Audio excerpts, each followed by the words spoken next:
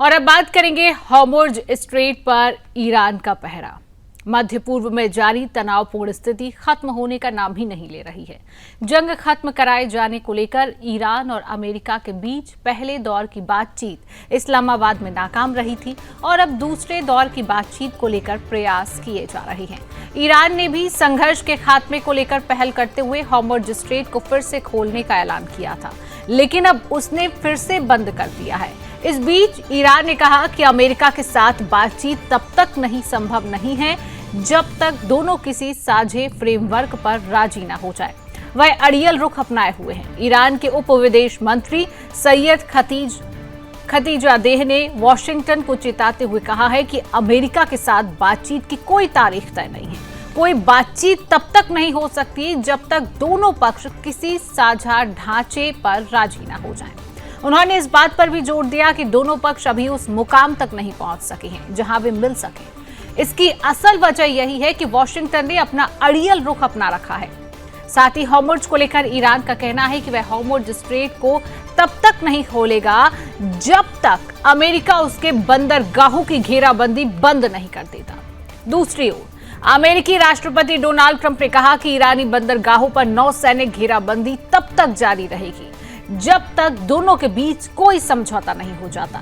उन्होंने यह भी कहा कि वॉशिंगटन तेहरान के दबाव में नहीं आएगा। हॉर्मुज़ स्ट्रेट पर कल शनिवार को फिर से तनातनी की स्थिति देखी गई है। ईरान ने इस अहम स्ट्रेट को फिर से खोलने का अपना फैसला पलट दिया। वहां से गुजरने की कोशिश कर रहे जहाजों पर गोलियां बरसाई। उसकी ओर से यह जवाबी कार्रवाई अमेरिका द्वारा ईरानी बंदरगाहों पर अपनी नाकाबंदी को आगे बढ़ाने के बाद की गई है।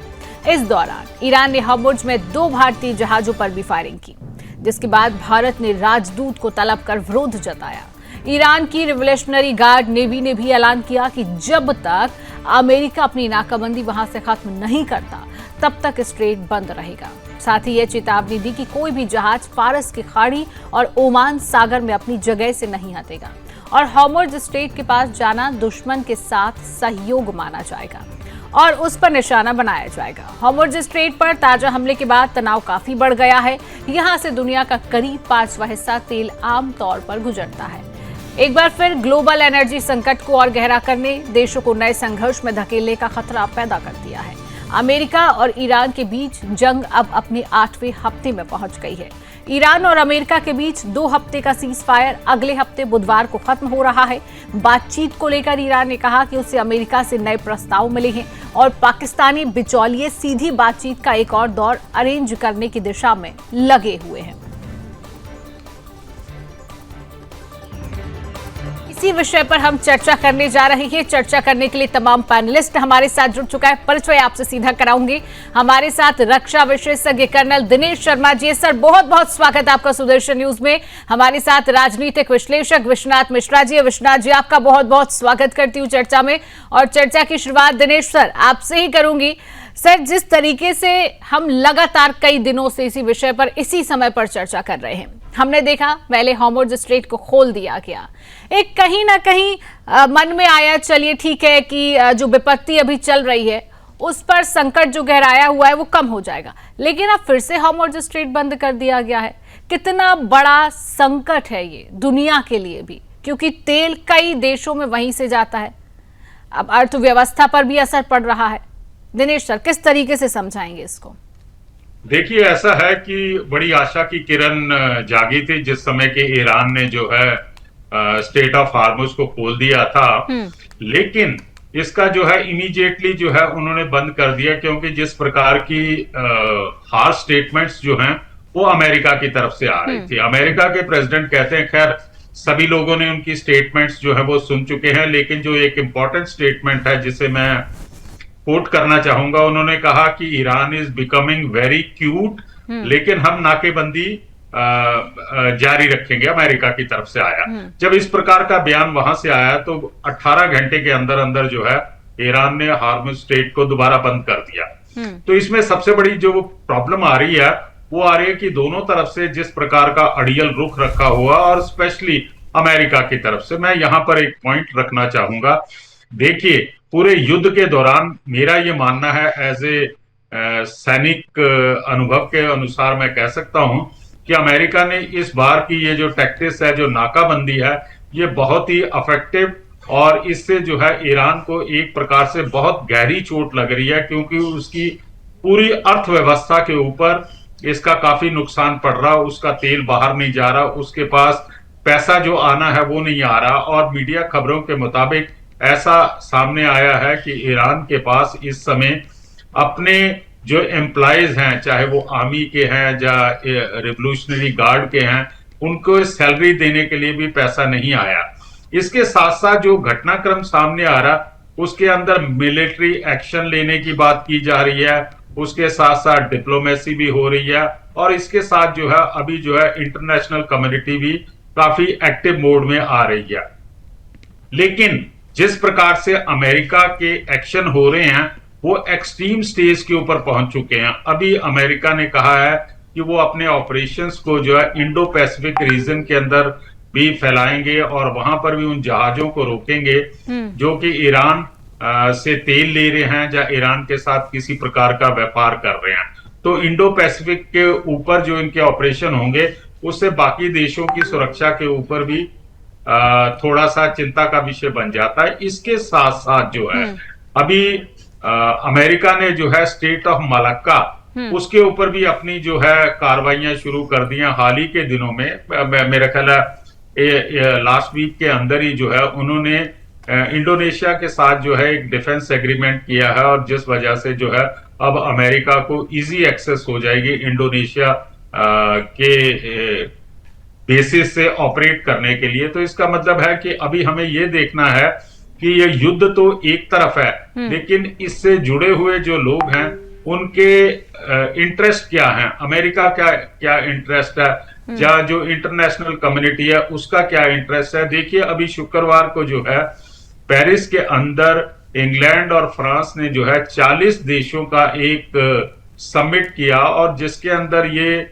आपस के अंदर ये एक सहमति बनी है कि इंटरनेशनल लेवल के ऊपर जो है ये एक रणनीति बनाएंगे। एक प्रकार का ये मिलिट्री अलायंस है जो इंटरनेशनल नॉर्म्स के अंदर रहते हुए पूरे समुद्र के अंदर जितने भी रूट हैं उनको सिक्योर करेंगे। तो एक प्रकार से, और इसमें जो सबसे ज्यादा इंपॉर्टेंट बात आ जाती है कि इस अलायंस के अंदर उन्होंने इजराइल और अमेरिका को बाहर रखा है।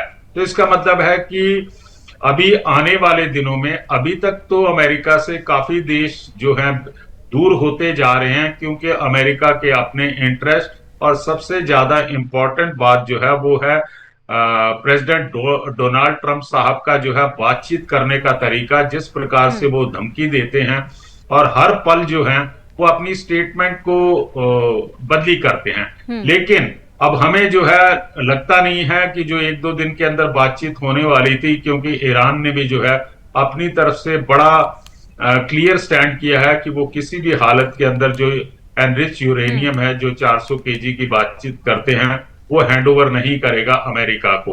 और अमेरिका वहां से धमकी देता है। बिल्कुल, कहीं ना कहीं जिस तरीके से आपने भी कहा है दिनेश सर की बातचीत अभी संभव नजर नहीं आ रही। विश्वनाथ जी से इस बात को समझेंगे। विश्वनाथ जी, जब पहली बातचीत दोनों देशों के बीच इस्लामाबाद में हुई तो कई उम्मीदें, जिस तरीके से कहा जाए आशा की किरण कहीं ना कहीं जगी थी कि शांति वार्ता शायद हो सकती है। लेकिन उसके बाद चलिए ठीक है असफल रही, उसके बाद भी तमाम मन में ये ख्याल आए कि अब आने वाले समय में और कई देशों को चुना जाएगा, वहां पर बैठक की जाएगी और कोई ना कोई सॉल्यूशन जो है वहां से निकलेगा। अब क्या लग रहा है, ईरान ने जब एक नया ऐलान किया उसके बाद टेंशन लगातार बढ़ गई है कि अब हॉर्मुज़ स्ट्रेट को फिर से बंद कर देना। अब क्या लग रहा है कि आने वाली स्थिति में क्या बैठकर कोई सॉल्यूशन निकाला जाएगा या फिर ये कंटिन्यू चलेगा? क्या सॉल्यूशन क्या नजर आ रहा है सर, किस तरीके से देखेंगे? धन्यवाद शिवांगी जी। शिवांगी जी, जो वर्तमान स्थिति है, अब मेरी आवाज आ रही ना? बिल्कुल बिल्कुल क्लियर आवाज है सर। जो वर्तमान स्थिति है उसमें अगर साफ देखें कि क्या इश्यूज क्या है, अभी यूएस का हित क्या है। यूएस का हित किसमें है कि ईरान को बिना जंग किए झुका ले जाए, जंग फिर ना हो दोबारा, कहीं ऐसी स्थिति ना बने और ईरान झुक जाए। ईरान के अपने जो ये अमेरिका के जो खाड़ी के दोस्त हैं उनके हितों को सुरक्षित रखें और तेल को सस्ता रखना, ये अमेरिका के टॉप प्रायोरिटीज में। वहीं ईरान को आज की डेट में क्या स्थिति, क्या चाहिए? अब उसको क्या चाहिए? सबसे जरूरी वो प्रतिबंध हटवाना, सबसे महत्वपूर्ण उसके सामने इशू है, प्रतिबंध हटे। वो अपना क्षेत्रीय जो क्षत्रप बने रहने की अपेक्षा थी, उसकी परंपरा, उसके रास्ता खुला रहे, बिना कोई हमला कराए, बिना कोई ना वो हमला उस पर हो न, और वो सरवाइव कर जाए। देखिए, नाकेबंदी और कुछ भी नहीं है, केवल सरवाइव करने का एक रास्ता है। अमेरिका के जो सामर्थ्य है उस पर एक सवाल उठाने की कोशिश है। अभी क्या स्थिति कर सकते हैं? क्योंकि फुल स्केल युद्ध नहीं, दोनों देश अभी एक रास्ता ढूंढने की कोशिश कर रहे हैं कि किसी तरीके से कोई एक रास्ता हो जाए जिसमें फुल स्केल वार न हो और हार्मोज खुल जाए। हार्मोज खुले तो अब कैसे खुलेगा? डील का इसका कोई एक ऑप्शन निकलता हुआ फिलहाल तभी तत्काल दिख नहीं रहा है।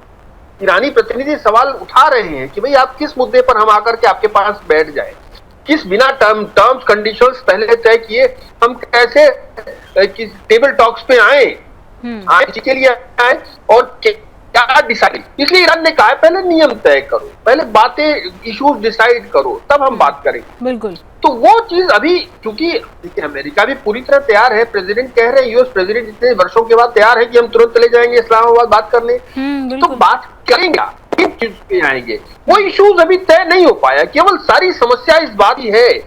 अब ये अमेरिका इस बात के लिए, मुझे जो लगता है कि अमेरिका थोड़े बहुत प्रतिबंध हटाने को तैयार हो सकता है और ये इस बात की अनुमति भी दे कि भाई 60% से नीचे का यूरेनियम इनरिचमेंट की अनुमति दे दे। अब चूंकि ईरान का तेल है तो उसको अनुमति तो मिलेगी तेल बेचने की, ताकि उसकी इकोनॉमी भी एक सामान्य व्यवस्था में चलती रहे। उसको कहां तक, कब तक रोकेंगे? अगर रास्ता कोई निकालना है तो यही करना पड़ेगा।